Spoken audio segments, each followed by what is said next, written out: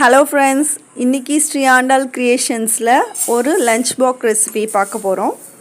ஒரு பக்கம் பிரேக்ஃபாஸ்ட்டுக்கு நான் சக்கரவள்ளி கிழங்க வேக வச்சுருக்கேன் தனியாக. ஒரு பாத்திரத்தில் 2 கப் ரைஸு, அதை வாஷ் பண்ணி அந்த தண்ணி கீழே ஊற்றாமல் தனியாக எடுத்து வச்சுட்டேன். இந்த தண்ணி காராக்கரணை வேக வைக்கிறதுக்கு நமக்கு யூஸ்ஃபுல்லாக இருக்கும். எக்ஸ்ட்ராவாக 1 டம்ளர் தண்ணி ஊற்றி அந்த அரிசியில் தனியாக ஊற வச்சுட்டேன். எக்ஸ்ட்ரா தண்ணியும் நம்ம காராக்கரணை வேக வைக்கிறதுக்கு தான். ஆனால் இந்த தண்ணி அரிசி ஊறுறதுக்கும் நமக்கு பயன்படும். அதுக்குள்ளே சைடில் இங்கே சக்கரவள்ளி கிழங்கு வெந்துருச்சு. அதை நான் இந்த மெத்தடில் ஒரு குச்சியோ இல்லாட்டி இந்த மாதிரி ஒரு கத்தியோ வச்சு நீங்கள் ப்ரெஸ் பண்ணி எடுக்கும்போது ஒட்டாமல் வரும். அப்படி இருந்ததுன்னா அது நல்லா வெந்துருச்சுன்னு அர்த்தம். இதை எடுத்து ஓரமாக வச்சுக்கோங்க. அப்புறமா கொஞ்சம் ஆறினோடனே உரிக்கிறதுக்கு உங்களுக்கு ஈஸியாக வரும். சைடில் அதை இறக்கி வச்ச உடனேயே தேங்காய் பால் ரெடி பண்ணுறேன். இந்த பிளேட்டில் இருக்கிறது ஒரு ஃபுல் தேங்காவோடைய பூ. முதல் பால் 2 பால் ரெண்டுமே இந்த பாதி மூடியில் நான் ரெடி பண்ணி எடுத்துட்றேன் ஃபுல்லாகவே.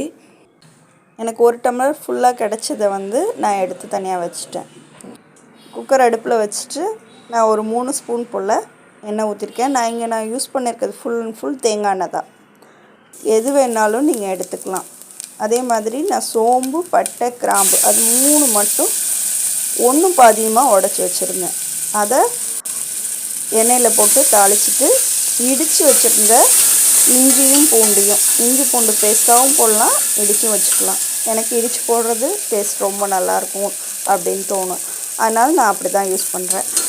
இடித்து வச்சுருக்கதை கொஞ்சம் வதக்கின பிறகு வெங்காயம், 1 வெங்காயம் முழு வெங்காயம்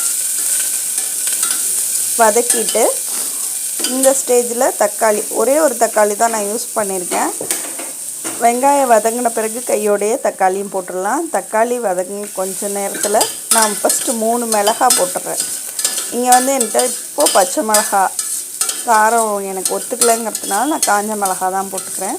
பச்சை மிளகா டேஸ்ட்டு சூப்பராக இருக்கும். கையோட தக்காளி கொஞ்சம் வதங்கின பிறகு உப்பு, நான் இந்த அரிசி எடுத்துருக்கிறதுக்கு 2 டீஸ்பூன் உப்பு போடுற ரேஷியோ தான். நான் ஃபஸ்ட்டு இந்த 1 டீஸ்பூன் உப்பு ஃபஸ்ட்டே போட்டுடுறேன்.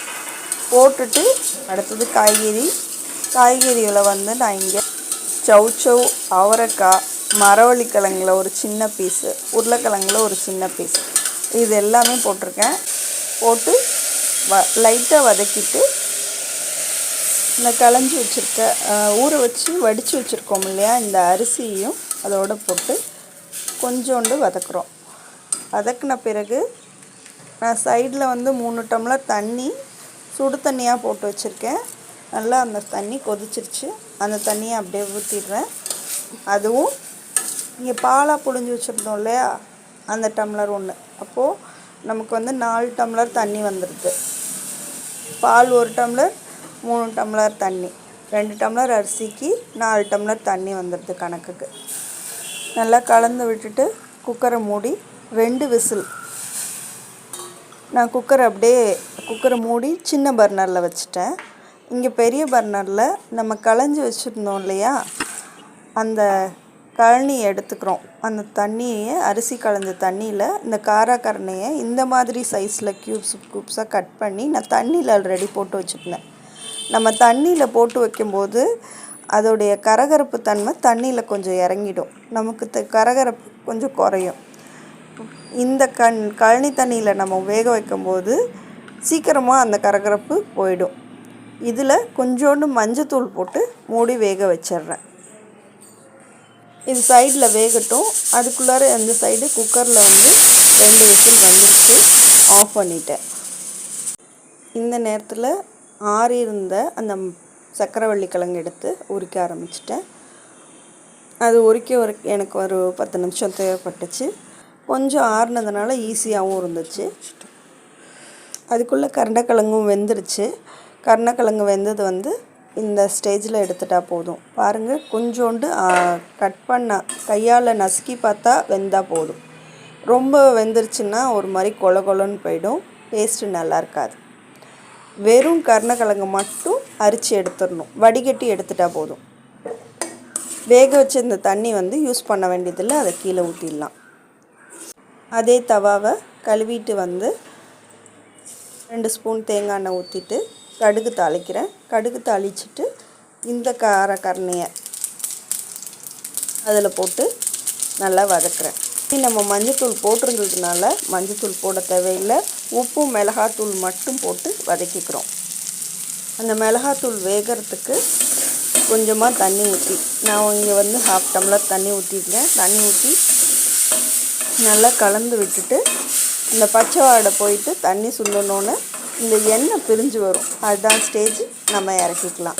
இதுக்கு டேஸ்ட் என்ஹான்ஸ் பண்ணுறதுக்கு நம்ம தேங்காய் துருவலை போடலாம், நல்லாயிருக்கும். மதியம் வச்சுக்கணுங்கிறதுக்கு தேங்காய் துருவல் கெட்டு போய்டுங்கிறதுனால நான் தேங்காய் துருவல் இங்கே போடலை. குக்கர் ஓப்பன் பண்ணுறோம். குக்கர் வந்து சாதம் வந்து நல்லா பொல பொலன்னு நல்லாயிருக்கு. டேஸ்ட்டும் வந்து சூப்பராக இருந்தது. இன்றைக்கி இதுதான் ஃபஸ்ட் டைம் நான் சவுச்சவும் மரவள்ளிக்கிழங்கும் இந்த சாப்பாட்டில் போட்டது. நீங்கள் யாரும் அந்த மாதிரி ட்ரை பண்ணியிருக்கீங்களான்னு எனக்கு கமெண்ட்டில் சொல்லுங்கள். சாப்பாடு இந்த காம்பினேஷன் ரொம்ப நல்லா இருந்ததுங்க மதியம் சாப்பிட்டதுக்கு. சக்கரவள்ளிக்கிழங்கு காமிச்சேன்ல, அந்த சக்கரவள்ளிக்கிழங்கு கொஞ்சமாக மசிச்சுட்டு அதில் எடுத்து வச்சுருந்தேன் இல்லையா, பாக்கி இருந்த தேங்காய் துருவலை கலந்து கொஞ்சமாக நாட்டு சர்க்கரை கலந்து சாப்பிட்டோம். மார்னிங் பிரேக்ஃபாஸ்ட் முடிஞ்சிச்சு. நான் அந்த ரெசிபி இன்னொரு நாள் போட்டு விட்றேன். அது ரொம்ப சூப்பராக இருக்குங்க. மார்னிங் பிரேக்ஃபாஸ்ட்டுக்கு நல்ல ஃபில்லிங்காகவும் இருக்கும். அது ஒரு பொடி மாஸ் மாதிரியும் ரெடி பண்ணலாம், அதுவும் டேஸ்ட்டாக இருக்கும். அது இன்னொரு நாள் காமிக்கிறேன். லஞ்ச் பாக்ஸ் நாங்கள் அதை பேக் பண்ணிக்கிட்டோம். ரைஸாகவும் இந்த கிழங்கையும் மட்டும் எடுத்துட்டேன். தயிர் கூட எடுத்துக்கிட்டேன். இந்த ரெசிபி எப்படி இருக்குன்னு நீங்கள் ட்ரை பண்ணி பார்த்துட்டு கண்டிப்பாக கமெண்ட்டில் சொல்லுங்கள். இந்த வீடியோ உங்களுக்கு பிடிச்சிருக்குன்னு நம்புகிறேன். கண்டிப்பாக லைக் பண்ண மறந்துடாதீங்க, ஷேர் பண்ணுங்கள், சப்ஸ்கிரைப் பண்ணுங்கள். இது வரைக்கும் சப்ஸ்கிரைப் பண்ணாதவங்க நியூ கமர்ஸ் கண்டிப்பாக சப்ஸ்கிரைப் பண்ணுங்கள். தேங்க்யூ ஃபார் வாட்சிங். இன்னொரு நல்ல வீடியோவில் சந்திப்போம்.